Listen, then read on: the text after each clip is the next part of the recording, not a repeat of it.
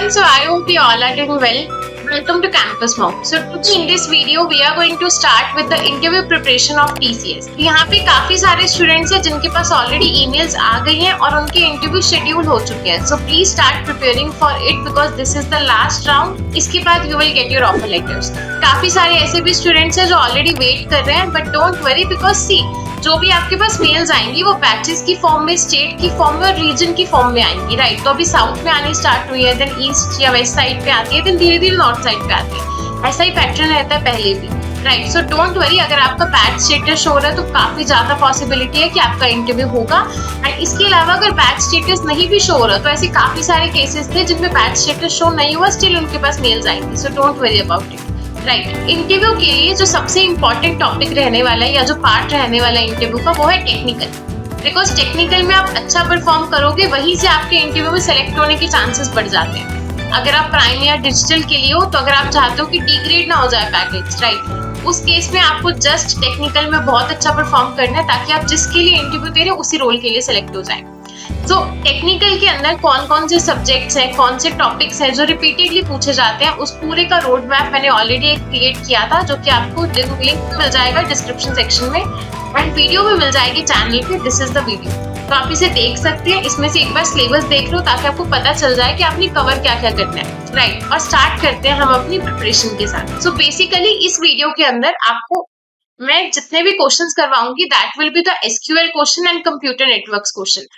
SQL और computer networks topic reason क्या है कि मैंने ये दो पिक किए, बिकॉज अगर हम प्रीवियस पैटर्न देखें 23 बैच, 24 बैच या 25 बैच के भी जो स्टूडेंट्स हैं जिनका ऑनलाइन हो गया, ऑन कैंपस इंटरव्यूज हो गए हैं, उसमें एसक्यूएल क्वेरीज हर एक से मोस्टली पूछी गई हैं. तो आपके पास इंटरव्यू में 1 से 2 एसक्यूएल क्वेरीज आ सकती हैं जो कि आपको पेन एंड पेपर पे गिवन होगा कि आपको लिखना है. कंप्यूटर नेटवर्क्स के भी काफी ऐसे इंपॉर्टेंट टॉपिक्स थे जो पूछे जा रहे थे, इवन हर एक रोल के लिए, निंजा में हो, प्राइम में हो या फिर डिजिटल में हो, राइट.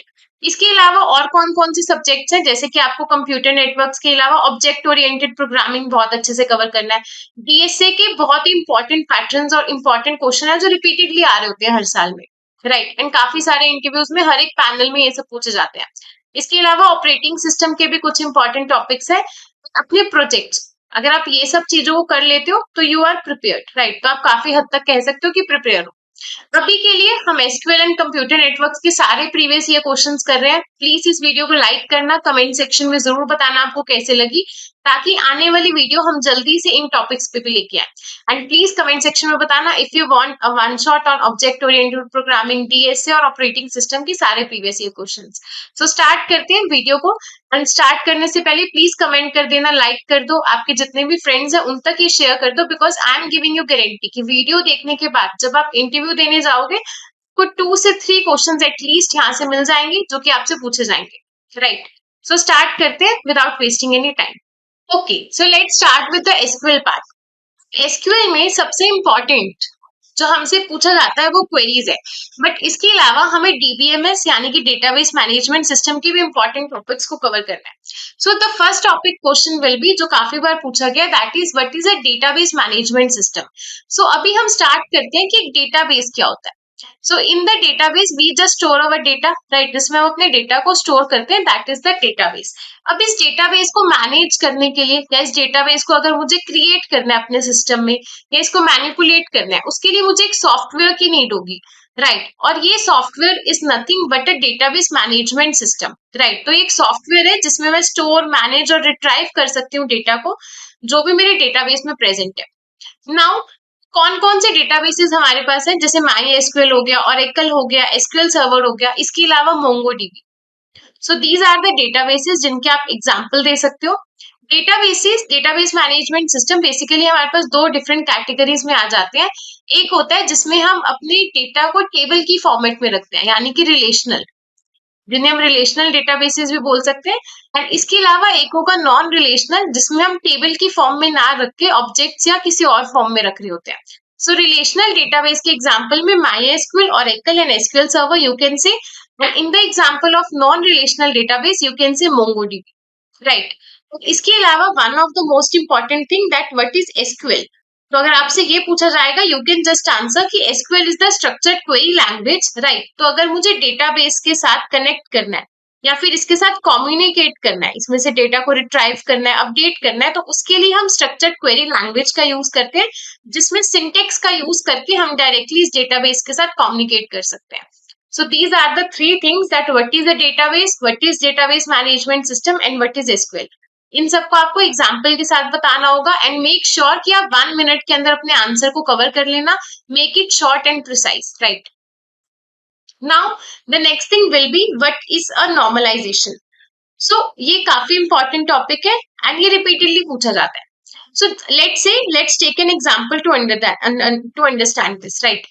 So let's say मेरे पास यहाँ पे एक डेटा बेस है, राइट, एंड इसके अंदर यहाँ पे टेबल गिवन है. टेबल के अंदर मैंने कुछ स्टूडेंट्स का डेटा यहाँ पे लिखा हुआ है, जिसमें से यहाँ पे ए इज अ पर्सन जिसका डेटा यहाँ पे रिपीटेडली आ रहा है और यहाँ पे उसका फोन नंबर है, राइट.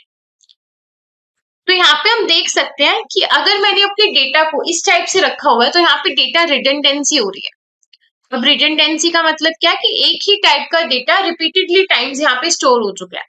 और दूसरी प्रॉब्लम यहाँ पे है कि डेटा इंटीग्रिटी की. लेट्स से ए ने अपना फोन नंबर चेंज कर लिया, जो कि मैंने इस कॉलम में तो चेंज कर दिया, बट इस और इस कॉलम में चेंज करना रह गया. तो इस केस में डेटा इंटीग्रिटी का इशू आएगा कि कहाँ पे कौन सा डेटा प्रेजेंट है और कहीं पे कोई और डेटा प्रेजेंट है, तो हमें पता नहीं चलेगा which one is the correct data, right. So in problem से बचने के लिए हम अपने डेटा को नॉर्मलाइज करते हैं. So normalization is the process of organizing the data so that our data will be less redundant, means the redundancy will be less, as well as there will be more data integrity, right. अब normalization की हमारे पास total different forms होती हैं, जैसे कि 1NF है, इसके अलावा 2NF, 2 second normal form, then we have third normal form, and there is one more that is BCNF, जिसे हम boycott normal form कहते हैं. इंटरव्यू के अंदर काफी बार इनके डिफरेंसेस पूछे जाते हैं, डायरेक्टली पूछा जाता है कि what is normalization and explain its normal forms. So start करते हैं with the very first normal form. So first normal form क्या कहती है, there must be no repeating groups arrays, each field should contain atomic value. So इससे हम इसको समझ सकते हैं. एटॉमिक वैल्यूज का मतलब क्या है, लेट्स से हमारे पास ये एक सिंगल कॉलम है. इस कॉलम के अंदर जोहन जो एक स्टूडेंट है उसने 2 सब्जेक्ट्स लिए थे, तो मैंने कॉमा करके लिख दिया, but this is not correct. According to 1NF एक कॉलम के अंदर मैं एक ही वैल्यू को स्टोर करा सकती हूँ. अगर मेरे पास मल्टीपल वैल्यूज है तो उसके लिए मैं मल्टीपल रोज बनाऊंगी. तो ये 1NF में नहीं था, इसको 1NF में कन्वर्ट करने के लिए हमने ये टेबल का स्ट्रक्चर यूज किया, जिसके अंदर यहाँ पे स्टूडेंट का नेम रिपीट हो गया, मतलब 2 डिफरेंट रोज में डेटा ले लिया एंड मैथ एंड साइंस ऐसे सब्जेक्ट्स लिख दिए. So now we can say our table is in the 1NF form, right. Then what is the second normal form. So second normal form का rule है, सबसे पहले तो वो फर्स्ट नॉर्मल फॉर्म में होना चाहिए. Second thing will be there is no partial dependency. Partial dependency का मतलब क्या है, तो अगर मैं इस टेबल का एग्जांपल ले लूं, यहाँ पे हमारे पास स्टूडेंट आईडी गिवन है, कोर्स आईडी गिवन है और स्टूडेंट का नेम गिवन है. एंड ये जो प्राइमरी की क्या है इस टेबल में, स्टूडेंट आईडी और course ID. Why, because student ID repeat हो रही है, तो मैं इसको प्राइमरी की नहीं बना सकती. On the other hand course ID भी यहाँ पे रिपीट हो सकती है, बिकॉज एक से ज्यादा स्टूडेंट का सेम कोर्स होगा, तो इसे भी हम प्राइमरी की नहीं बना सकते हैं. तो दैट्स वाई हमने यहाँ पे कंपोजिट की का यूज किया. अब कंपोजिट की क्या होती है, जब एक सिंगल की प्राइमरी की नहीं बन सकती है तो हम 2 अलग अलग कीज को कंबाइन कर देते हैं और उनको प्राइमरी की तरह यूज करते हैं, right. So here you can सी यहाँ पे स्टूडेंट की आईडी और जो भी कोर्स आईडी है स्टूडेंट का, ये दोनों एक्ट कर रही है as a primary key. Here we can see, right. यहाँ पे मैं देख सकती हूँ कि अगर मुझे ये चेक करना है कि स्टूडेंट का नेम क्या है, राइट, तो प्राइमरी की हमारे पास गिवन है student ID and course ID. But अगर मुझे फाइंड आउट करना है किसी भी स्टूडेंट का नेम, तो क्या मैं सिर्फ स्टूडेंट आईडी से उसका नेम फाइंड आउट कर सकती हूँ, तो यस, बिकॉज स्टूडेंट आईडी 1 अलाइज नेम मुझे लाके दे देगा, तो इट मीन्स कि स्टूडेंट आईडी की हेल्प से I can find the student name. And this is the partial dependency, because primary key तो ये दोनों थे ना, तो प्राइमरी की का एक सिंपल पार्ट, उसमें से एक की कैसे बाकी कीज को फाइंड आउट कर सकती है, विच इज इनकरेक्ट. तो इसी वजह से हम बोलेंगे कि 2NF फॉर्म में नहीं है. अब इसको 2NF में लाने के लिए हमें इस टेबल को ब्रेक करना होगा 2 डिफरेंट टेबल्स के अंदर. वो हम कैसे करेंगे, हियर वी कैन सी. तो student name depends only on student ID, not on the fully primary key this and this. तो दोनों पे डिपेंड ना करके वो सिर्फ स्टूडेंट आईडी पे डिपेंड कर रहा था, इसीलिए वो पार्शियल डिपेंडेंसी को नहीं ला रहा, सो वायलेट्स कर रहा है। अब इससे बचने के लिए हमने क्या किया, स्टूडेंट और एनरोलमेंट दो अलग टेबल्स बना लिए, जिसमें स्टूडेंट आईडी और स्टूडेंट का नेम आएगा, और दूसरे के अंदर स्टूडेंट आईडी के साथ उसका कोर्स आएगा, right.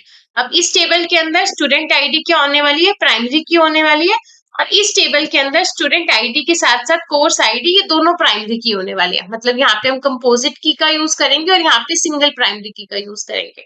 So now both the table are in the 2NF form. So I hope you are cleared with this. Now let's move to the 3NF form.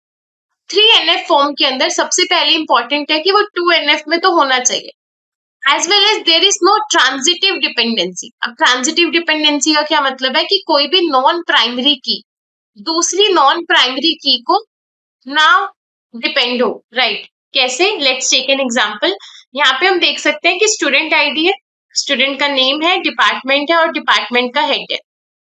तो यहाँ पे प्राइमरी की क्या है, स्टूडेंट आईडी। तो स्टूडेंट आईडी की help से मैं किसी भी डेटा को फाइंड आउट कर सकती हूँ, राइट। बट अब अगर हम ध्यान से इस टेबल को चेकआउट करें तो यहाँ पे हम देख सकते हैं कि डिपार्टमेंट है और यहाँ पे डिपार्टमेंट का हेड है। तो एक डिपार्टमेंट का तो एक ही हेड होता है ना। इसका मतलब कि अगर मेरे को डिपार्टमेंट पता है तो मैं डिपार्टमेंट की हेल्प से डिपार्टमेंट का हेड भी फाइंड आउट कर सकती हूँ, विच इज इनकरेक्ट, बिकॉज डिपार्टमेंट कोई प्राइमरी की नहीं है। डिपार्टमेंट इज द सिंपल की, जो कि नॉन प्राइमरी एट्रीब्यूट है। तो यहाँ पे ये non primary attribute, non primary की दूसरी नॉन प्राइमरी की को फाइंड आउट कर रही है, which is incorrect. That's why we will say कि ये 3NF फॉर्म में नहीं है। अब इसको 3NF फॉर्म में कन्वर्ट करने के लिए व्हाट वी विल डू, हमने सिंपल स्टूडेंट और डिपार्टमेंट इन दोनों टेबल्स को ब्रेक कर दिया दो डिफरेंट टेबल्स के अंदर। स्टूडेंट आईडी, स्टूडेंट का नेम और डिपार्टमेंट यहाँ पे रहेगा, डिपार्टमेंट और डिपार्टमेंट का हेड इस टेबल में रहेगा, राइट। और बेसिकली ये वाला डिपार्टमेंट और ये वाला डिपार्टमेंट एक दूसरे से लिंक हो जाएंगे। ये यहाँ पे प्राइमरी की है और ये यहाँ पे फॉरेन की बन जाएगा, और इन दोनों के रिलेशन से हम इनको ऐसे लिंक कर देंगे। So I hope you are clear कि कैसे हम 1NF, 2NF एंड 3NF को डिफरेंशिएट कर सकते हैं। अगर हमें इसको रिवाइज करना है तो सिंपल है कि 1NF के अंदर एटॉमिक वैल्यूज होनी चाहिए, 2NF के अंदर 1NF के साथ साथ पार्शियल डिपेंडेंसी नहीं होनी चाहिए, राइट, फुली डिपेंडेंट होने चाहिए। एंड 3NF के अंदर 2NF के साथ साथ कोई भी ट्रांजिटिव डिपेंडेंसी नहीं होनी चाहिए। अब इसके अलावा हमारे पास फोर्थ आती है, दैट इज BCNF। BCNF के अंदर 3NF तो होना चाहिए, इसके अलावा एक और प्रॉपर्टी होनी चाहिए जो कि आप मुझे बता रहे होंगे इन द कमेंट सेक्शन, राइट। तो मैं कमेंट सेक्शन में आपके आंसर को चेक करूंगी, तो प्लीज इसका आंसर देना और साथ ही साथ एक एग्जाम्पल भी प्रोवाइड कर देना। अब इंटरव्यू के अंदर सिर्फ और सिर्फ आंसर देना इनफ नहीं है कि आप एक 1 लाइन आंसर दे दो। वो आपको स्पेशली बोल सकते हैं कि आप एक टेबल क्रिएट करिए जो कि पहले से 3NF में नहीं था लेट से, और आपको उसको 3NF में कन्वर्ट करके शो करना है कि आपने कैसे किया। तो आपको हर एक नॉर्मल फॉर्म के साथ उसके एक एग्जाम्पल को भी याद रखना होगा, right. So I hope you are clear with this. अब चलते हैं नेक्स्ट क्वेश्चन के साथ, very important question. This question states that when would you use delete, truncate और ड्रॉप कमांड। सो बेसिकली ये तीनों ही SQL कमांड्स है, राइट। अगर हम चेक करते हैं डिलीट कमांड को, तो delete command data manipulating language में आती है, यानी कि DML कमांड्स है। On the other hand truncate और ड्रॉप ये दोनों ही डेटा डेफिनेशन लैंग्वेज का पार्ट है, राइट। अब ये DML या DDL क्या है, तो SQL कमांड्स की एक डिफरेंट हिरार्की है। हिरार्की में से अगर मैं आपको हिरार्की शो करूं, दिस इज द हिरार्की, जिसमें DDL कमांड्स में ये सब कमांड्स आती है, DML में ये सब आती है। तो DML में हम देख सकते हैं डिलीट है, एंड DDL में क्या है, ट्रंकेट एंड ड्रॉप। अब इन तीनों का डिफरेंस बहुत इंपॉर्टेंट है। सो बेसिकली हम डिलीट कमांड का कब यूज करते हैं, जब मुझे डेटा को डिलीट करना हो किसी कंडीशन के बेसिस पे, right. On the other hand हम ट्रंकेट को कब यूज करते हैं, जब मुझे अपने टेबल के सारे डेटा को, होल डेटा को डिलीट करना हो, बट जो टेबल का स्कीमा है वो वैसा ही रहना चाहिए, टेबल स्कीमा में कोई चेंज ना हो। On the other hand drop command के केस में हम क्या करते हैं, ड्रॉप कमांड हमारे टेबल को भी डिलीट कर देता है और टेबल के डेटा को भी डिलीट कर देता है। तो टेबल का स्कीमा और डेटा दोनों डिलीट हो जाएंगे इस केस के अंदर, राइट। एक इंपॉर्टेंट क्वेश्चन है जो कि यहाँ से आपके क्रॉस क्वेश्चन किया जा सकता है, कि अगर डिलीट कमांड और दूसरी तरफ है हमारे पास truncate command and the third one is the drop, right. So as I said कि अगर मुझे डेटा को डिलीट करना है कंडीशन के बेसिस पे तो मैं डिलीट का यूज करती हूँ। इसको हम लिखेंगे कैसे, सबसे पहले तो डिलीट, उसके बाद फ्रॉम, जिस भी टेबल से मैंने डिलीट करना है, लेट्स से स्टूडेंट टेबल से डिलीट करना है तो स्टूडेंट, उसके बाद वेयर, वेयर के बाद हम कंडीशन लगाते हैं कि मुझे कौन सी रो को डिलीट करना है, तो जहां पे लेट्स से आईडी है 2, तो जिस भी स्टूडेंट की आईडी 2 होगी उसका डेटा जाके डिलीट हो जाएगा। वही ट्रंकेट के लिए क्या कमांड होनी चाहिए, तो इसमें होगा ट्रंकेट, जिस भी टेबल को मैं करना चाहती हूँ, और टेबल का नेम है लेट्स से स्टूडेंट, तो इस केस में क्या होगा, सिर्फ एक स्टूडेंट का डेटा डिलीट होगा, और इस केस में जितना डेटा था वो सारा डिलीट हो जाएगा, एक खाली एम्प्टी टेबल रह जाएगा सिर्फ। एंड थर्ड ड्रॉप के केस में क्या होगा, ड्रॉप के लिए हम लिख देंगे drop table and then table का नेम लेट्स से स्टूडेंट है, एंड मेक श्योर यहाँ पे आप सेमीकोलन लगा देना। तो इससे टेबल का स्कीमा और डेटा दोनों ही डिलीट हो जाएंगे।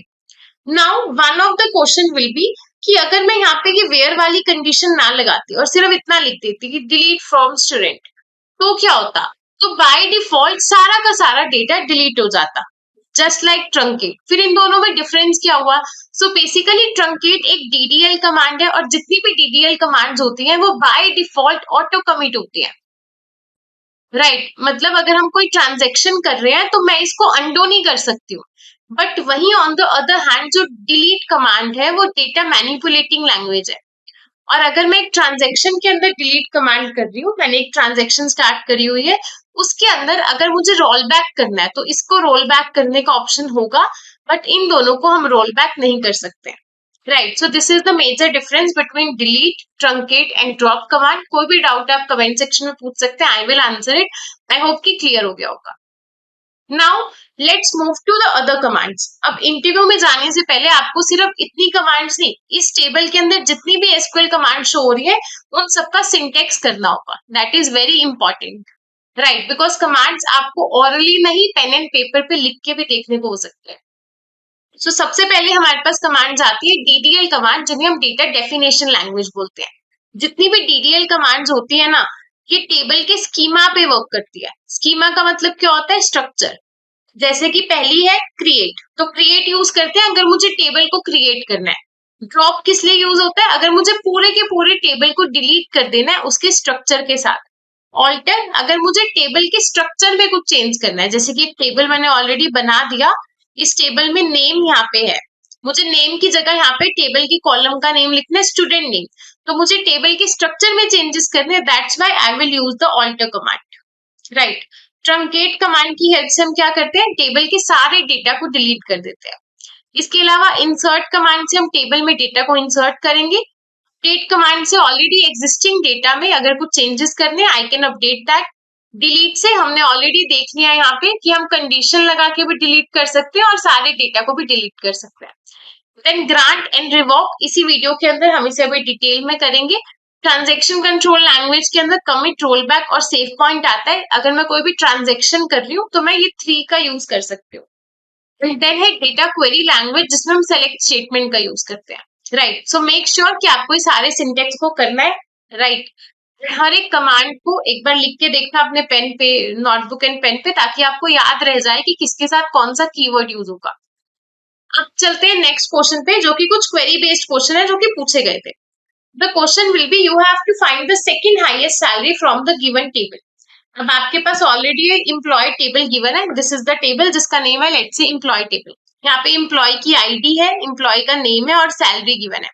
आपको फाइंड आउट करनी है सेकंड हाईएस्ट सैलरी, ठीक है।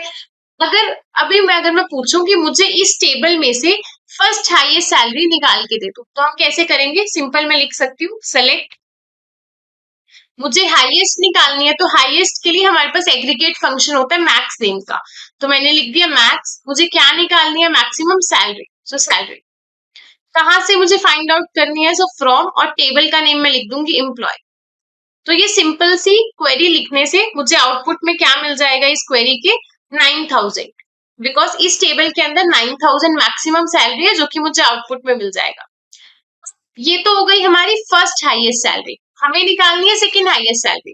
तो अगर मैं यही स्टेटमेंट दोबारा लिख दूं कि सेलेक्ट करो मैक्सिमम सैलरी को, राइट, और कहां से, फ्रॉम टेबल का नेम हम सिंपली बता देंगे एम्प्लॉय टेबल। बट अभी मुझे सेकंड हाईएस्ट सैलरी चाहिए, तो मैं यहाँ पे एक वेयर कंडीशन लगा देती हूँ, और वेयर कंडीशन में सिंपल लिख देती हूँ वेयर जो भी सैलरी हम फाइंड आउट कर रहे हैं वो छोटी होनी चाहिए, राइट, किससे, from this, and that's it. यहाँ पे हमारी क्वेरी कंप्लीट हो गई। तो अभी वर्क कैसे कर रही होगी, बहुत सिंपल है। सबसे पहले जब भी हम अपनी क्वेरी को रन करते हैं ना, तो जो भी हमारी नेस्टेड वाली क्वेरी होती है वो सबसे पहले एग्जीक्यूट होती है। तो ये क्वेरी एग्जीक्यूट होके मुझे वैल्यू ला के दे देगी 9000। अब क्या होगा कि अब हम कह रहे हैं टेबल में से मैक्सिमम सैलरी निकाल के दो जिसमें एम्प्लॉय की सैलरी 9000 से कम होनी चाहिए। तो यहाँ पे मैक्सिमम सैलरी जो 9000 से कम है वो ऑफ कोर्स क्या होगी, सेकंड हाईएस्ट सैलरी, तो 8000 हमारे पास आंसर आ जाएगा। तो इस टाइप से सब क्वेरी की हेल्प से हम इस क्वेश्चन को सॉल्व कर सकते हैं। अब अगर हम सब क्वेरीज टॉपिक का हमने देखा कि क्वेश्चन पुट किया गया, तो इसका मतलब हम सब क्वेरीज के और भी क्वेश्चंस को प्रैक्टिस करेंगे, राइट, ये आप सबको करना है। सब क्वेरीज सेलेक्ट के अंदर भी हम लगा सकते हैं, फ्रॉम वाली प्लेस पे भी लगा सकते हैं, और यहाँ पे वेयर पे मैंने आपको लगा के दिखा दिया। तो तीनों का एक एक example you should cover, right.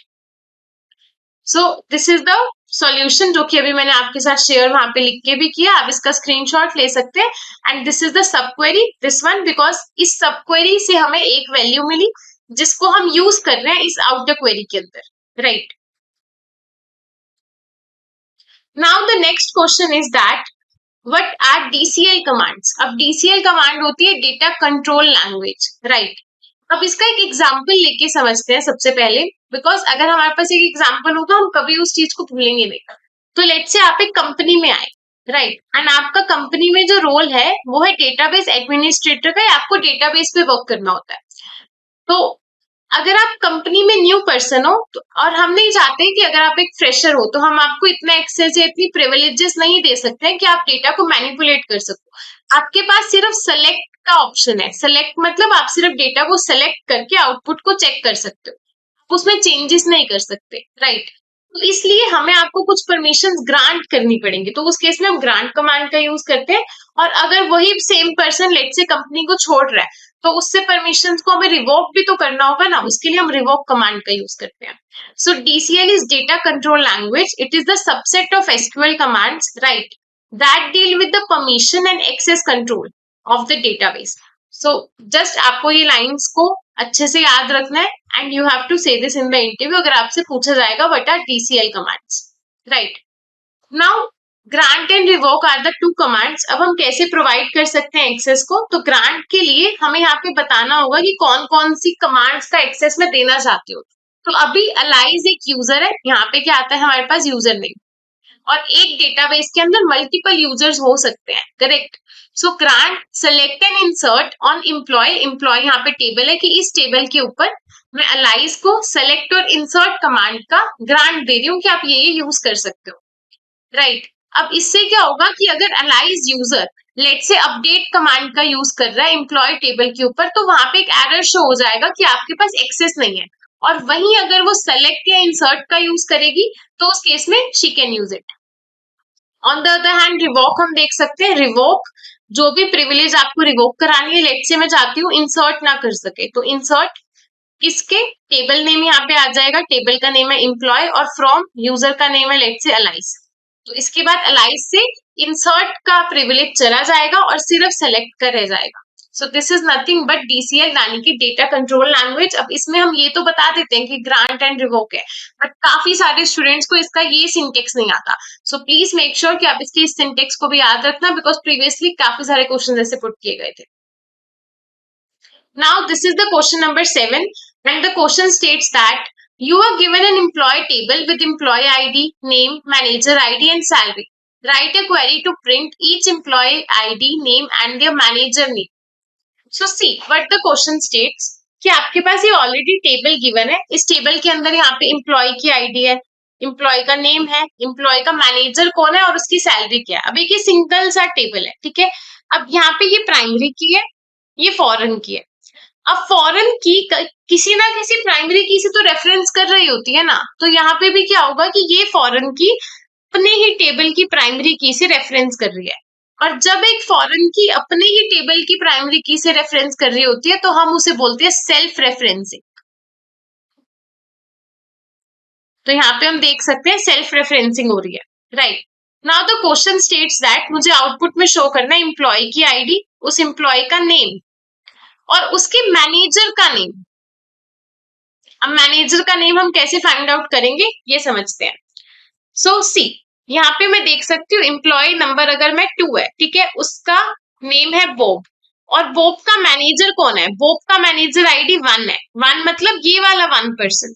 तो बॉब का मैनेजर कौन हो गया? अलाइस हो गया। तो डेटा कैसे शो होना चाहिए कि एम्प्लॉय की आईडी 2 है, नेम है उसका बॉब, और उसका जो मैनेजर है उसका नेम है अलाइस। अब हम इसको कैसे कर सकते हैं, बिकॉज मेरे पास तो सिंगल ही टेबल है, तो हम इसको सॉल्व कैसे कर सकते हैं वो समझते हैं। सो सी, यहाँ पे अभी मेरे पास दो टेबल्स थे, एक था एम्प्लॉय टेबल जिसको मैं E1 नाम दे देती हूँ, एम्प्लॉय 1, और ये एम्प्लॉय 2 टेबल है, सेम टेबल। अब इसके अंदर एक तो हमारे पास आईडी गिवन थी, एक उस एम्प्लॉय का नेम गिवन था, एक उसकी मैनेजर आईडी गिवन थी, और साथ में सैलरी थी, ठीक है। और सिमिलरली इस टेबल में भी एम्प्लॉय की आईडी, उसका नेम और उसके मैनेजर की आईडी, ये 3 चीजें थी, राइट। अब यहाँ पे 2 था, बॉब था, और मैनेजर आईडी 1 थी, और यहाँ पे 1 लेट से अलाइज है, यहाँ पे बॉब का भी डेट है, और मैनेजर आईडी नल थी। तो अगर मेरे पास एक ही टेबल की मैं 2 कॉपीज बना लूं, जैसे मैंने यहाँ पे बनाई E1 और E2, और मुझे इन दोनों को ज्वाइन करना है, तो बेसिकली मैं क्या कर रही हूँ, मैं ज्वाइंस का यूज कर रही हूँ। ज्वाइन की हेल्प से हम क्या करते हैं, 2 टेबल्स को आपस में जोड़ देते हैं। बट यहाँ पे मेरे सिंगल टेबल के अंदर ही डेटा प्रेजेंट है, इसलिए मैं एक ही टेबल की 2 कॉपीज बना लूंगी, जिसे हम बोलते हैं सेल्फ ज्वाइन।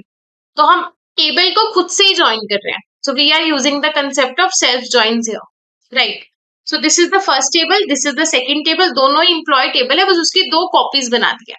अब मुझे क्या चाहिए, मुझे सेलेक्ट करना है सबसे पहले तो एम्प्लॉय की आईडी। तो आईडी चाहिए, कहाँ से चाहिए? E1 वाले से। उसके बाद मुझे एम्प्लॉय का नेम चाहिए, सो E1 डॉट नेम चाहिए। अब ये वाला जो टेबल है ये मैं एम्प्लॉय के लिए यूज कर रही हूँ, उसके डेटा के लिए, और ये टेबल मैं यूज कर रही हूँ मैनेजर के लिए, ठीक है। तो मैनेजर के लिए मुझे अगर डेटा फाइंड आउट करना है, अब मुझे उसके बाद क्या चाहिए था, मैनेजर का नेम, तो मुझे इस वाले टेबल से चाहिए, तो E2 है, तो यहाँ पे मैं E2 डॉट नेम दूंगी, बिकॉज E1 डॉट नेम मुझे एम्प्लॉय का नेम लाके दे रहा है, E2 डॉट नेम मुझे मैनेजर का नेम लेके दे रहा है, ठीक है। उसके बाद आ जाएगा फ्रॉम। फ्रॉम के बाद हम टेबल्स के नेम बता रहे होते हैं, तो पहला टेबल है मेरे पास एम्प्लॉय, जिसको E1 नेम दे दिया, उसको मैं ज्वाइन कर रही हूँ इस दूसरे टेबल के साथ। यहाँ पे मैं लेफ्ट ज्वाइन का यूज करूंगी। लेफ्ट ज्वाइन का यूज करने का रीजन क्या है, बिकॉज यहाँ पे एक नल वैल्यू भी गिवन है, here you can see null value. मैं चाहती हूँ कि जो भी मेरा लेफ्ट वाला टेबल है, यानी कि जो एम्प्लॉय वाला टेबल है, उसका सारा डेटा मेरे पास आ जाए, इसलिए मैं लेफ्ट टेबल का यूज कर रही हूँ, लेफ्ट ज्वाइन का। सो लेफ्ट ज्वाइन कर लिया मैंने इसको दूसरे एम्प्लॉय टेबल के साथ, जिसको मैंने नेम दे दिया E2, राइट। अब यहाँ पे सबसे इंपॉर्टेंट जो पॉइंट होने वाला है वो है इनकी कंडीशन। कंडीशन के अंदर हम सिंपल लिख देंगे वेयर, वेयर के बाद सी, ये जो फर्स्ट वाला मेरे पास E1 एम्प्लॉय है, राइट। सो E1 की मैनेजर आईडी, बिकॉज मैंने इसकी मैनेजर आईडी को इसकी एम्प्लॉय आईडी के साथ मैप कर देना है, ताकि ये 1 इस 1 के साथ मैप हो जाए और मुझे इस बॉब के लिए अलाइज आके नेम मिल जाए।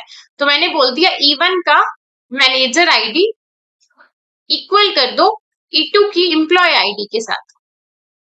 तो ये करने से हमारे पास डेटा आ जाएगा विथ 2, जो कि पर्सन नेम होगा, देन पर्सन का आईडी, देन उसका नेम और उसके मैनेजर का नेम अलाइज। इसी तरीके से हर एक एम्प्लॉय के लिए हमारे पास डेटा आ जाएगा। ये क्वेरी आपको यहाँ पे भी मिल जाएगी, you can take the screenshot. और प्लीज ये जितने भी टॉपिक्स में यहाँ पे बोल रही हूँ, self join, referencing, self referencing, तो इन सब के बारे में भी पढ़ लेना, राइट, ताकि अगर आपसे क्रॉस क्वेश्चन हो जाए इस पे तो आप आंसर दे सको इनकी define. Now this is the next question, and the question states that you were an employee, given an employee table with ID, salary, all the things. You have to find the average salary of each department. ठीक है, आपके पास यहाँ पे department की IDs given है, हर एक employ की salary given है, एम्प्लॉय का नेम और एम्प्लॉय की आईडी है। आपको बताना है कि हर एक डिपार्टमेंट की एवरेज सैलरी कितनी है। तो यहाँ पे मैं देख सकती हूँ 101 और 101 2 बार आ रहे हैं, मतलब इन दोनों को मुझे ग्रुप करना पड़ेगा, और ये दोनों को भी ग्रुप करना पड़ेगा और ये सिंगल रह जाएगा। तो जब भी डेटा को कंबाइन करने की बात हो रही होती है उस केस में हम हमेशा यूज करते हैं ग्रुप बाय क्लोज का। Now this is very important close, right. अब इस क्लोज के अंदर हम क्या करेंगे, हम अपने डेटा को ग्रुप कर देंगे डिपार्टमेंट आईडी के बेसिस पे एंड सिंपल सा एग्रीगेट फंक्शन लगा देंगे। हमारे पास हमें एवरेज फाइंड आउट करना है ना, हमारे पास क्वेश्चन में गिवन है we have to find the average salary. तो हमारे पास ऑलरेडी एवरेज नेम का एक फंक्शन है एग्रीगेट जिसका हम डायरेक्टली यूज कर सकते हैं एंड हमारी क्वेरी सॉल्व हो जाएगी। So what I will write, simply select. अभी पहले हमें कहाँ से सेलेक्ट करना है, मैं टेबल का नेम लिख देती हूँ एम्प्लॉय टेबल। अभी कोई इस पे कंडीशन नहीं है, मुझे हर एक का डेटा चाहिए, बस मुझे क्या चाहिए कि 1 और 1 ग्रुप हो जाए, इनकी सैलरीज भी ग्रुप हो जाए और इसका एवरेज आ जाए। तो ग्रुप करने के लिए मैंने सिंपल यहाँ पे ग्रुप बाय क्लोज का यूज करा कि ग्रुप कर दो डेटा को। किस बेसिस पे ग्रुप करो, डिपार्टमेंट की आईडी के बेसिस पे ग्रुप कर दो। डेटा ग्रुप तो हो जाएगा, यहाँ पे 101, 101, 102, 102 और 103 था और इसके आगे लेट से 1000 था, 2000 था, 3000 था, 4000 था और 5000 था। तो अभी डेटा इस टाइप से ग्रुप हो गया, इस हम ऐसे इमेजिन कर सकते हैं, राइट। अब इस ग्रुप डेटा में ये जो सैलरी वाली चीज है ना, इस पे मुझे क्या करना है, एवरेज लगा देना है। तो इन दोनों का एवरेज आ जाएगा, फिर यहाँ पे एवरेज लग जाएगा, फिर यहाँ पे। तो मैं यहाँ पे एवरेज फंक्शन का यूज कर रही हूँ जो कि एग्रीगेट है और किस पे, सैलरी पे। तो सैलरी आ जाएगी और साथ साथ अगर मुझे उनकी डिपार्टमेंट आईडीज को भी प्रिंट करना है तो मैं यहाँ पे डिपार्टमेंट आईडी भी प्रिंट करा लूंगी। ठीक है, तो यहाँ से मुझे सैलरी और डिपार्टमेंट आईडी मिल गई। So I hope you are clear कि कैसे हम ग्रुप बाय क्लोज का यूज करते हैं और एग्रीगेट फंक्शंस का। अब इसके अलावा हमारे पास और भी बहुत सारे एग्रीगेट फंक्शंस होते हैं। Aggregate function if you are not clear, तो बेसिकली जब हम पूरे के पूरे कॉलम पे, ये पूरा एक कॉलम था जिसमें सैलरी थी, तो मैंने पूरे कॉलम पे फंक्शन लगाया ना, तो वो एग्रीगेट फंक्शंस होते हैं जो कि काफी सारे डेटा को कंबाइन करके मुझे एक सिंगल आंसर लाके दे देंगे, राइट। तो इसमें और भी फंक्शन है, जैसे काउंट फंक्शन है जो कि ये काउंट करेगा कितनी सैलरीज है। सम फंक्शन करेगा जो भी कॉलम में नंबर्स प्रेजेंट है उन सबको प्लस करके हमें रिटर्न कर देगा। मैक्स फंक्शन हमें इन सब में से सबसे बड़ी वैल्यू लाके देगा, मिनिमम फंक्शन इनमें से सबसे छोटी वैल्यू लाके देगा। सो आपको ये सबका यूज करना आना चाहिए। जस्ट इनका सिंटेक्स चेक कर लेना, इसका स्क्रीनशॉट ले लो so that it will be more clear. अब इसके बाद हमारे पास डीबीएमएस के अंदर एक और इम्पॉर्टेंट टॉपिक है जो कि एसिड प्रॉपर्टीज, राइट, जो कि काफी बार पूछा भी जाता है। सो इसमें एसिड प्रॉपर्टीज को अगर आपको एक्सप्लेन करना होगा, so A stand for the atomicity. So now what atomicity means, atomicity means all or nothing transaction. यहाँ पे ऑलरेडी आपके पास गिवन भी है, इसको एक एग्जांपल की हेल्प से समझे। So let's say there are two people A and B, right, and A ने बी को लेट्स से 100 रुपीज ट्रांसफर करने हैं। अब ये 100 रुपीज ट्रांसफर करने के लिए ये ट्रांसफर 2 स्टेप्स में होता है। सबसे फर्स्ट स्टेप क्या होगा कि पहले तो ए से ये डेबिट हो जाएंगे पैसे, राइट, यानी कि ए के अकाउंट से पैसे निकल गए। और दूसरा है कि बी के अकाउंट में पैसे ऐड करने हैं। लेट से ए के अकाउंट में अभी सिर्फ पैसे निकले थे, बी में ऐड होने से पहले ही कोई प्रॉब्लम हो गई, तो ये ट्रांजेक्शन यहाँ पे हाफ रह गई। तो फिर वो 100 रुपीज कहाँ गए, यहाँ से तो निकल गए बट यहाँ पे ऐड नहीं हो पाए। तो इसका मतलब यहाँ पे एटॉमिसिटी नहीं थी। व्हाट इट मीन्स कि हमें अपनी ट्रांजैक्शन को कंप्लीट करना है या फिर करना ही नहीं है, उसे रिजेक्ट कर देना है, right. On the other hand the next thing will be the consistency.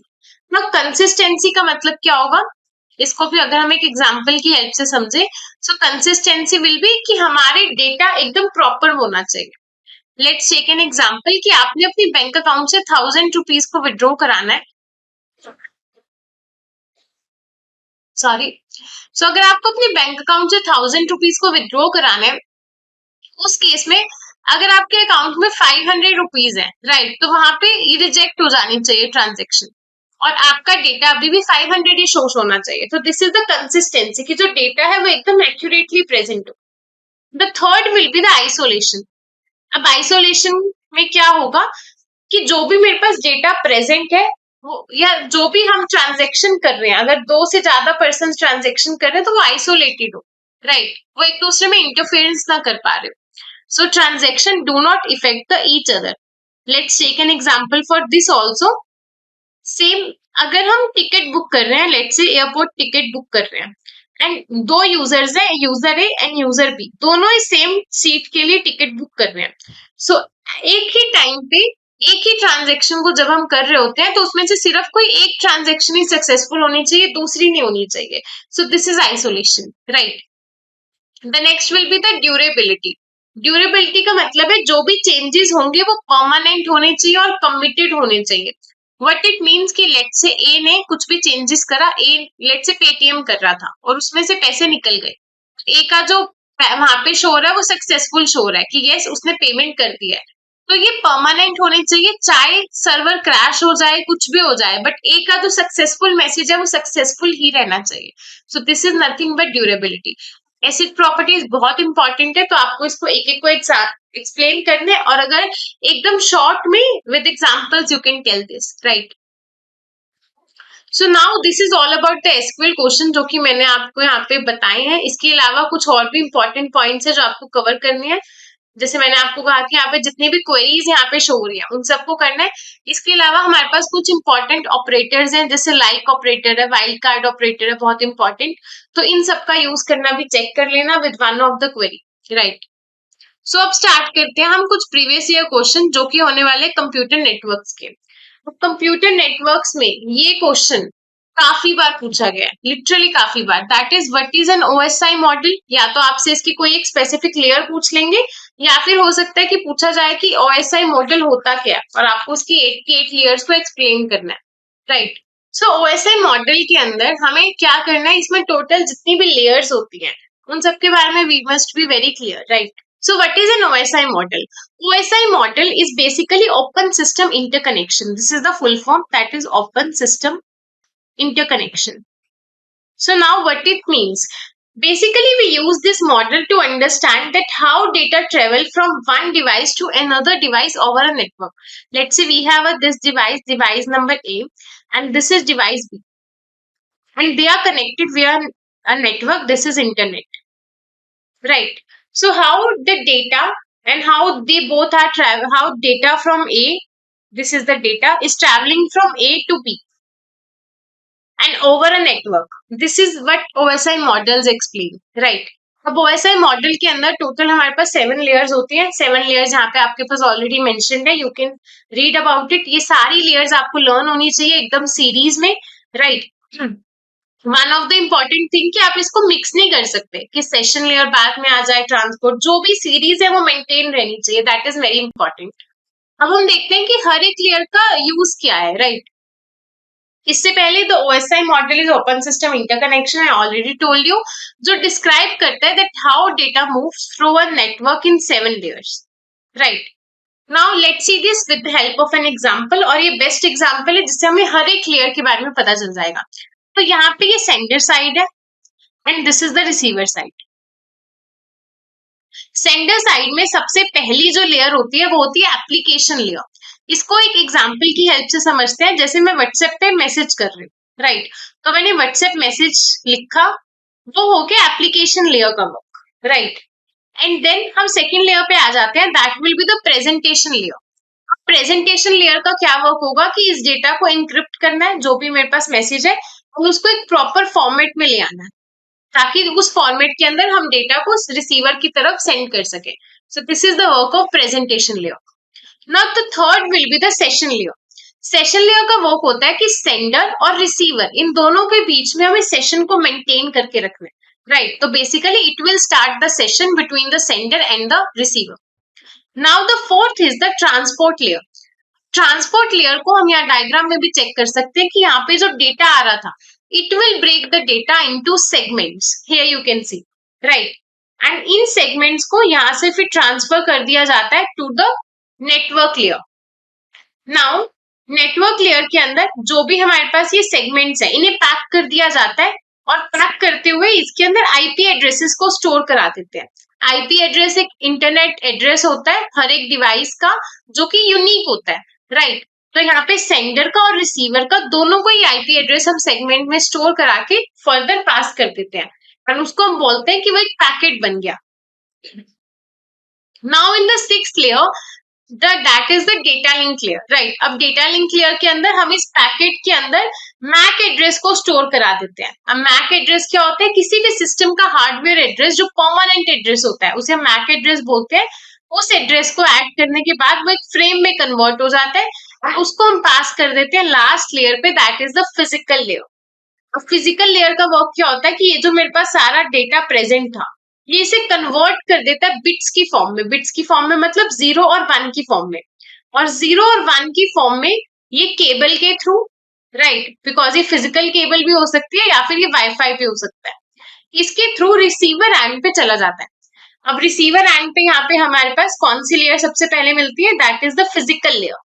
Physical layer receive करती है मैसेज को बिट्स की फॉर्म में, देन ये डेटा चला जाता है डेटा लिंक लेयर के पास।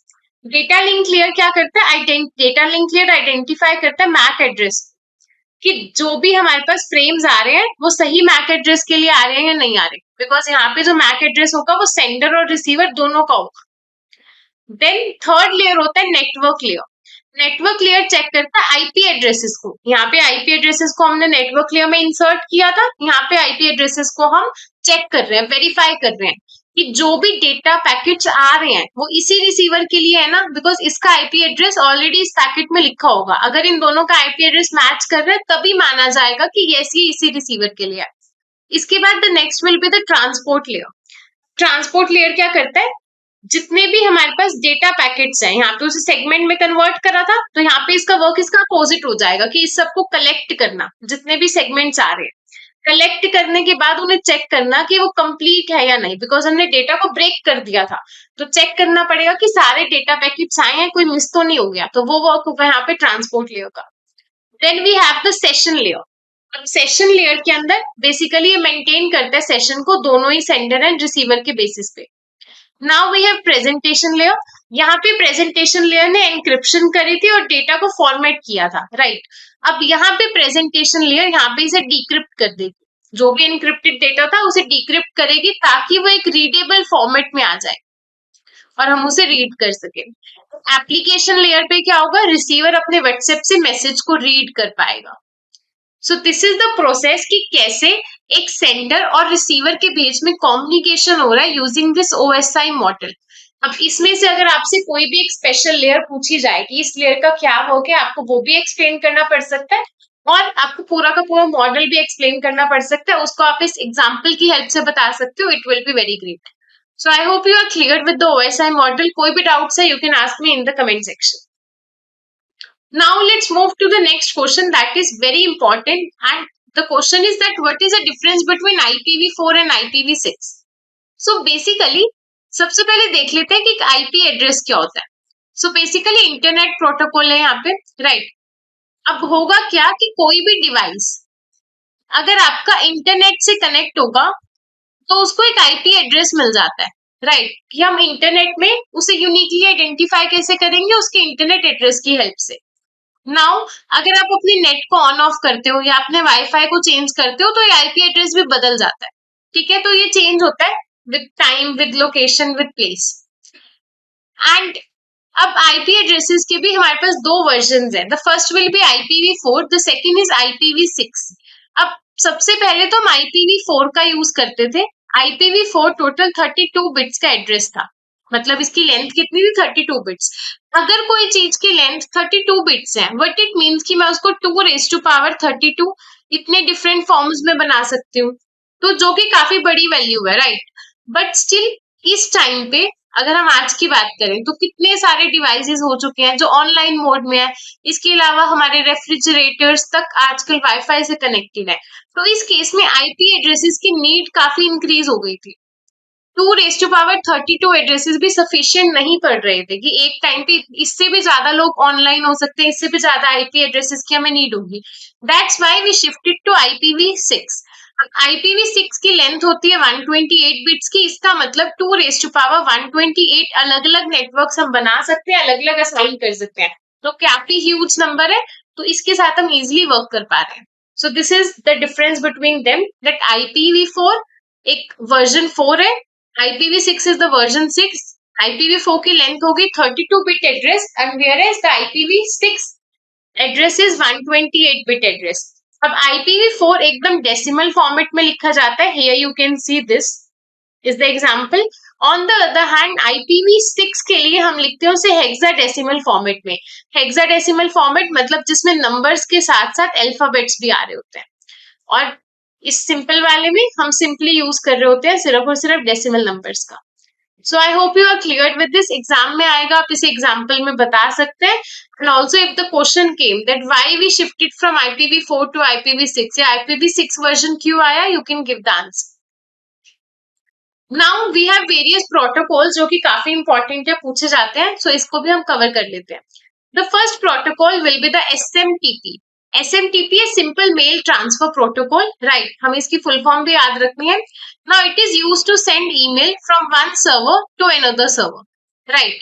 It works for sending not receiving. तो दिस इज इंपॉर्टेंट पॉइंट.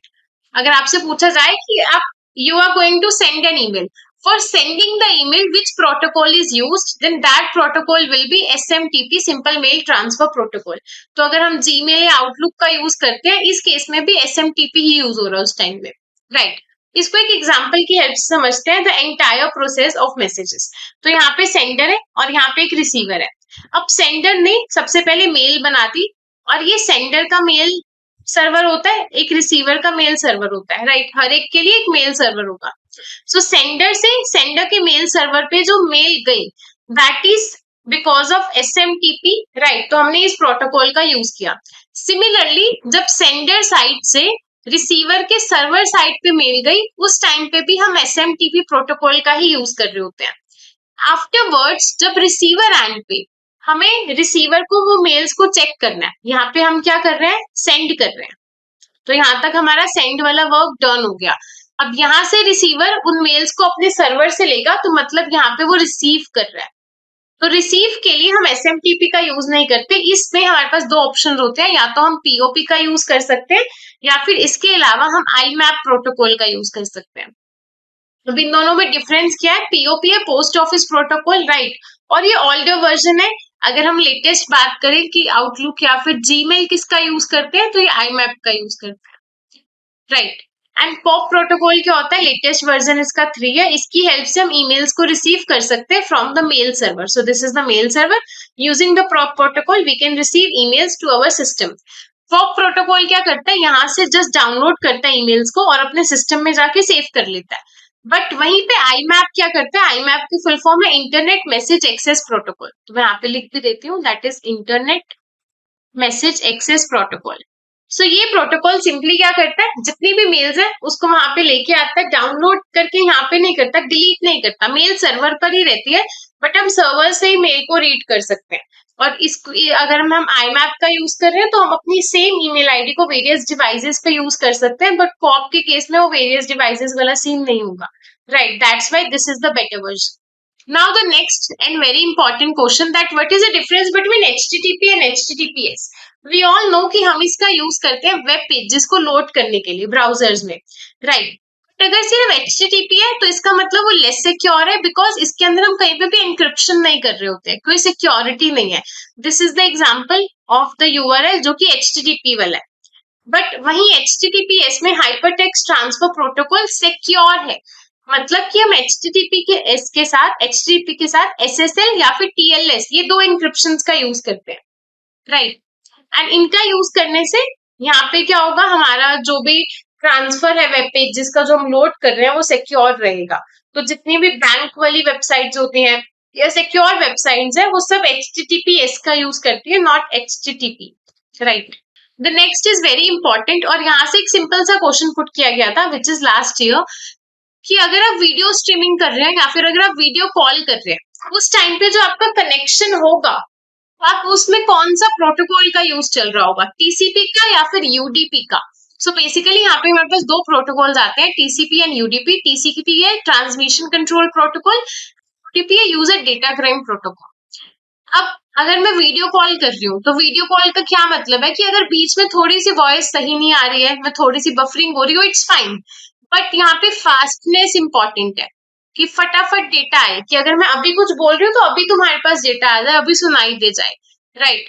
तो ऐसे केस में हम UDP का यूज करते हैं, बिकॉज UDP क्या है, फास्ट है बट वो रिलायबल नहीं है. मतलब गारंटी नहीं करता कि डिलीवरी बेटर हो ही रही होगी, राइट। तो जब भी हमें स्पीड की ज्यादा नीड होती है एक्यूरेसी से, एक्यूरेसी इतनी इंपॉर्टेंट नहीं है बट स्पीड इंपॉर्टेंट है, like video calling, video conferencing, online gaming या स्ट्रीमिंग कर रहे हैं, तो उस केस में हम यूडीपी का यूज कर रहे होते हैं। On the other hand TCP का यूज करते हैं, जो कि ट्रांजैक्शन कंट्रोल प्रोटोकॉल है, जब हमें रिलायबिलिटी चाहिए। जैसे मैं कोई फाइल को ट्रांसफर कर रही हूँ, तो अगर मैं कोई फाइल को आपको व्हाट्सएप पे सेंड कर रही हूँ, तो ऑफकोर्स वहां पे टीसीपी यूज होगा, बिकॉज फाइल के अंदर अगर कोई भी बिट 0 से 1 हो गई तो वो पूरा डेटा ही खराब हो जाएगा। सो उस केस में file download, email, web pages के अंदर हम टीसीपी का यूज कर रहे होते हैं। अब टीसीपी के अंदर से ही एक और क्वेश्चन आपसे पुट किया जा सकता है, so I am just telling about that also. So TCP क्या है? एक कनेक्शन ओरिएंटेड प्रोटोकॉल है, राइट। और वहीं पे यूडीपी क्या है? कनेक्शन लेस प्रोटोकॉल है। टीसीपी के अंदर हम 3 वे हैंडशेकिंग का यूज करते हैं। अब 3 वे हैंडशेकिंग में क्या होता है? बेसिकली लेट्स से ये सेंडर है और ये रिसीवर है, ठीक है। तो अगर सेंडर और रिसीवर को एक कनेक्शन क्रिएट करना है तो होगा क्या? सबसे पहले सेंडर रिसीवर को एक एसी के मैसेज सेंड करता है, या फिर कह लो एसी के पैकेज भेजता है, जो कि क्या होगा? एक्नॉलेजमेंट। बट इससे पहले भी हमारे पास एक होता है SYN, राइट। सो सबसे पहले सेंडर रिसीवर को SYN पैकेट भेजता है। SYN बेसिकली सिंक्रोनाइज पैकेट होगा, तो this is nothing but synchronize packet. इसको ऐसे समझ सकते हैं कि सेंडर रिसीवर को बोल रहा है कि क्या हम एक कनेक्शन क्रिएट कर सकते हैं, तो इसके रिप्लाई के अंदर रिसीवर सेंडर को क्या बोलता है? SYN प्लस ACK मीन्स कि यस हम कर सकते हैं, और उसकी एक्नॉलेजमेंट भी दे रहा है। देन सेंडर अगेन इसको एक्नॉलेजमेंट प्रोवाइड करता है, एंड ये 3 वेज के बाद इन दोनों के बीच में कनेक्शन क्रिएट हो जाता है। सो इसी को हम बोलते हैं 3 way handshaking, right. So this is again काफी फेमस सा टॉपिक है, तो मैंने आपको यहाँ पे बता दिया। यूडीपी के अंदर कोई ऐसा कनेक्शन नहीं होता, ये डायरेक्टली डेटा पैकेट सेंड कर देता है रिसीवर को। अभी रिसीवर को मिल भी सकते हैं, नहीं भी मिल सकते, बीच में कुछ मिसप्लेस भी हो सकते हैं, तो यहाँ पे कोई रिलायबिलिटी नहीं है, बट यस यहाँ पे स्पीड एक अच्छा मैटर है, राइट। नाउ इसके अलावा एक और इम्पोर्टेंट क्वेश्चन है, that will be what is the difference between IP address and MAC address. ये 2 टाइप के हमारे पास एड्रेसेस होते हैं। सो सी, अभी मैंने बताया कि जब मैं इंटरनेट से कनेक्टेड हूँ, मतलब मैं किसी नेटवर्क के अंदर हूँ, तो नेटवर्क के अंदर जो हमें एड्रेस मिलता है, जो हमारे डिवाइस को यूनिकली आइडेंटिफाई कर सकता है, वो आईपी एड्रेस होगा।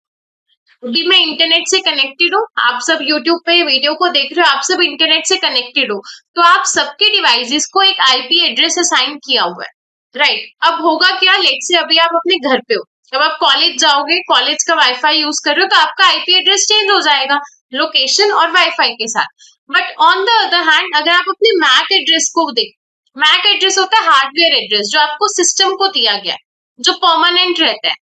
एंड अगर आपके सिस्टम का कोई भी मैक एड्रेस है, वो बिल्कुल भी चेंज नहीं होगा लोकेशन या किसी भी चीज के साथ। So these are the 2 type of addresses, ये हम यूज करते हैं जब इंटरनेट या नेटवर्क के साथ कनेक्ट होते हैं।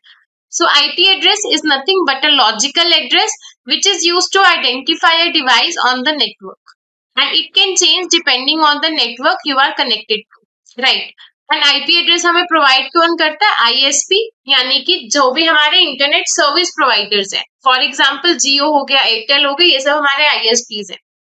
एंड मैक एड्रेस क्या है? Media access control address. ये फिजिकल एड्रेस है, मतलब हार्डवेयर एड्रेस है, सिस्टम के अंदर है ये, which is assign to your device network, जो आपके डिवाइस को जब वो बना था तभी असाइन कर दिया गया था। It is permanent and unique for every device, look like a serial number for your device on a network. So ये कुछ इस टाइप से आपको दिख जाएगा। आईपी एड्रेसेस हमने ऑलरेडी 2 कैटेगरीज देख ली हैं, जिसमें IPv4 एंड IPv6 ये दोनों आते हैं, राइट। तो ये आईपी एड्रेसेस के ही 2 कैटेगरीज है। So I hope you are clear with this. हमने काफी सारे क्वेश्चंस कर लिए जो कि एसक्यूएल और कंप्यूटर नेटवर्क से रिलेटेड है। मोर सच क्वेश्चंस के लिए आप कमेंट सेक्शन में बोल सकते हैं, हम अपनी सीरीज को कंटिन्यू रखेंगे आने वाले और टॉपिक्स के लिए, जिसमें object oriented programming, operating system, या फिर हम डीएसए के इंपॉर्टेंट कंसेप्ट को कवर कर रहे होंगे। So please like the video, comment section में कमेंट जरूर करना, it will give us a lot of motivation, right. Also अपने इंटरव्यू के लिए अच्छे से प्रिपरेशन करो, ऑल द वेरी बेस्ट। सबसे इंपॉर्टेंट पॉइंट यहाँ पे क्या होने वाला है कि अगर आप इंटरव्यू की प्रिपरेशन कर रहे हो और आप हमारे साथ अगर इंटरव्यू की प्रिपरेशन करना चाहते हो, वन ऑन वन मॉक देना चाहते हो, सो this is the best course. अब इस कोर्स के अंदर क्या होगा, 2 मिनट लगेंगे, सुन लेना, because this is very like game changing part यहाँ पे होने वाला है। सबसे पहले तो जैसे ही आप इस कोर्स को लोगे, सबसे पहले हम आपका इंटरव्यू शेड्यूल कर देंगे, फॉर्म मिल जाएगा, आप बता देना आपका किस दिन इंटरव्यू है, उसके ही हम कुछ टाइम पहले आपका इंटरव्यू शेड्यूल कर देंगे। वन ऑन वन इंटरव्यू होगा, TR round, HR round, MR round, तीनों राउंड्स होंगे, पूरे डिटेल में लिए जाएंगे, जहां पे भी आप लैक कर रहे हो वो आपको बताया जाएगा। असेसमेंट्स होंगी, रिज्यूमे कैसे बनाना है, सेल्फ इंट्रोडक्शन कैसे देना है, proper, very very important, right. अच्छा, टेक्निकल एमआर राउंड की सारी इंपॉर्टेंट फाइल्स है। तो मैंने वीडियो को स्टार्ट करने से पहले ही कहा था, हर एक इंटरव्यू में 2 से 3 एसक्यूएल क्वेश्चंस पूछे जा रहे हैं, एटलीस्ट आपसे एसक्यूएल पूछा ही जाएगा टेक्निकल में। उसके लिए जिसको बिल्कुल भी एसक्यूएल नहीं आता, लाइक जीरो, तो आपके लिए जीरो से लेके हीरो की पूरी सीरीज यहाँ पे बनी हुई है, आप इसको चेकआउट कर सकते हैं, right. A very great course. इसके अलावा प्रोजेक्ट के क्वेश्चंस, इंटर्नशिप के क्वेश्चंस, क्या इंटरव्यू में अवॉइड करना है, क्या चीजें नहीं बतानी होती है, एकदम फिल्टर नहीं, सब कुछ नहीं बताना, राइट। तो ये सब कुछ ऑलरेडी आपको गिवन है, आप इसे चेकआउट कर सकते हो, लिंक डिस्क्रिप्शन में मिल जाएगा। बहुत ही मिनिमम प्राइजेस है, यहाँ तक आ गए हो तो एक मॉक भी दे दो, ताकि आप कॉन्फिडेंट हो जाओ, उसके बाद रियल इंटरव्यू में जाना, ताकि आप उसे बहुत अच्छे से क्रैक कर सके। So thank you so much, मिलते हैं नेक्स्ट वीडियो में, and please do like, comment, and also channel पे न्यू है तो जस्ट फॉलो द चैनल।